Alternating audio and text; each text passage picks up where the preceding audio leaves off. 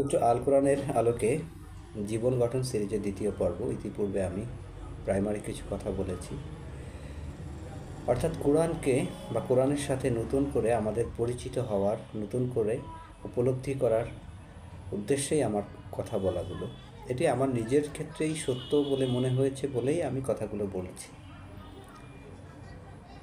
যে কোরআন থেকে আপনি আপনার জীবনের উদ্দেশ্যকে জানুন, কোরআন থেকে আপনি আপনার জীবনের উদ্দেশ্য সফল করার পথটি জানুন, কোরআনের মাধ্যমে আপনি আপনার পরিপূর্ণ জীবন কিভাবে যাপন করবেন সেটি জানুন।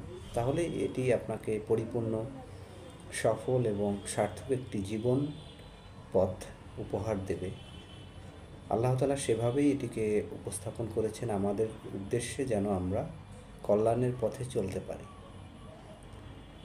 এখন মৌলিক মেসেজগুলো আমি সারাংশ আকারে বলতে চাই। আল্লাহ তাআলা মানুষকে পরীক্ষার জন্য সৃষ্টি করেছেন।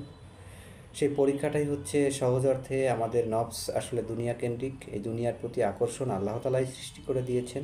দুনিয়ার কেন্দ্রিক যে বিষয়বস্তু, যেমন ধরেন আমাদের নারী, সন্তান সন্ততি, ধন সম্পদ, পারস্পরিক প্রতিযোগিতা, আমাদের প্রবৃত্তির প্রতি ভালোবাসা বা আমাদের নিজেদের ইচ্ছাকে আমরা পছন্দ করি, এইসব কিছু, সেই সাথে বিভিন্ন নিষিদ্ধ জিনিসের প্রতি আমাদের যে আকর্ষণ, যেমন ধরেন গীবত করতে আল্লাহ তাআলা নিষেধ করেছেন, কিন্তু আমরা গীবত অত্যন্ত স্বচ্ছন্দের সাথে করি।